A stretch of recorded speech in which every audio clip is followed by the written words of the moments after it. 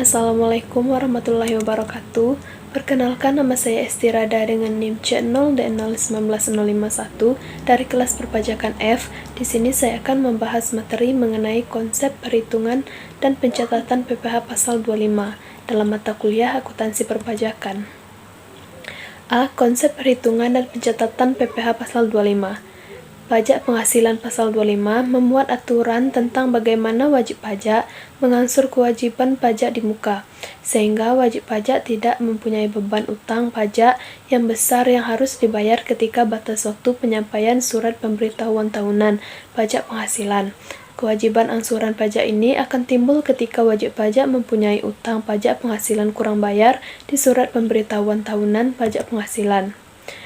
Direktur Jenderal Pajak berwenang untuk menetapkan penghitungan besarnya angsuran pajak dalam tahunan pajak berjalan dalam hal-hal tertentu, yaitu yang pertama, wajib pajak berhak atas kompensasi kerugian. Wajib pajak memperoleh penghasilan tidak teratur. Surat pemberitahuan tahunan pajak penghasilan tahun yang lalu disampaikan setelah lewat batas waktu yang ditentukan. Wajib pajak diberikan perpanjangan jangka waktu penyampaian surat pemberitahuan pajak penghasilan. Wajib pajak membetulkan sendiri surat pemberitahuan tahunan pajak penghasilan yang mengakibatkan angsuran bulanan lebih besar dari angsuran bulanan sebelum pembetulan. Terjadi perubahan keadaan usaha atau kegiatan wajib pajak. Besarnya angsuran PPh pasal 25 untuk wajib pajak orang pribadi yang baru terdaftar yang bukan merupakan hasil merger atau likuiditas atau perubahan bentuk badan usaha dari wajib pajak badan yang sebelumnya sudah ada adalah nihil. PPh pasal 25 harus dibayar paling lama tanggal 15 bulan berikutnya setelah masa pajak berakhir.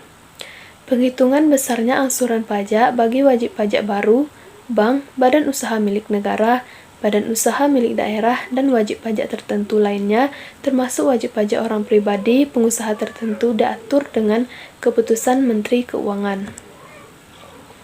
B. Mekanisme pengkreditan pajak. Pada dasarnya, mekanisme pengkreditan PPN memiliki konsep yang sederhana, yang mana jika pajak keluaran lebih besar dari pajak masukan, maka selisihnya merupakan PPN yang harus dibayar. Dan jika pajak keluaran lebih kecil dari pajak masukan, maka selisihnya merupakan kelebihan bayar PPN yang bisa dikompensasi dengan masa pajak berikutnya atau dikenakan restitusi. Mekanisme pengkreditan pajak masukan terhadap pajak keluaran memenuhi ketentuan terkait pajak masukan yang diatur dalam pasal 9 Undang-Undang PPN. Di antaranya, yaitu yang pertama, pajak masukan dalam suatu masa pajak dikreditkan dengan pajak keluaran dalam masa pajak yang sama. Bagi pengusaha kena pajak yang belum berproduksi sehingga belum melakukan penyerahan yang terutang pajak, pajak masukan atas perolehan dan atau impor barang modal dapat dikreditkan. Pajak masukan yang dapat dikreditkan tetapi belum dikreditkan dengan pajak keluaran pada masa pajak yang sama dapat dikreditkan pada masa pajak berikutnya paling lama 3 bulan setelah berakhirnya masa pajak yang bersangkutan sepanjang biaya belum dibebankan sebagai biaya dan belum dilakukan pemeriksaan. Pajak masukan yang dikreditkan harus menggunakan fitur faktur pajak yang memenuhi persyaratan formal dan material. Apabila dalam satu masa pajak keluaran lebih besar daripada pajak masukan, selisihnya merupakan pajak pertambahan nilai yang harus disetor oleh pengusaha kena pajak.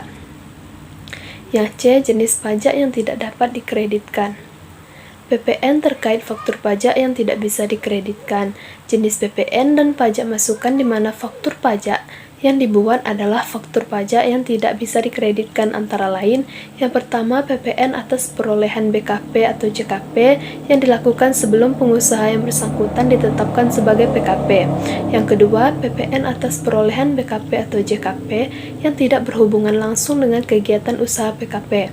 Maksudnya tidak memiliki hubungan dengan kegiatan produksi, distribusi, pemasaran, dan manajemen PKP. Yang ketiga, perolehan dan pemeliharaan kendaraan bermotor berupa sedan dan stasiun wagon, kecuali merupakan barang dagangan atau disewakan. Selanjutnya, PPN atas perolehan BKP atau JKP yang didapat dari luar daerah pabean sebelum pengusaha yang bersangkutan ditetapkan sebagai PKP. 5. PPN atas perolehan BKP atau JKP yang tidak memenuhi ketentuan pada Undang-Undang Nomor 42 Tahun 2009 tentang PPN dan PPNBM, Pasal 13 ayat 5 atau 9, atau tidak mencantumkan nama, alamat, dan nomor pokok wajib pajak atau NPWP.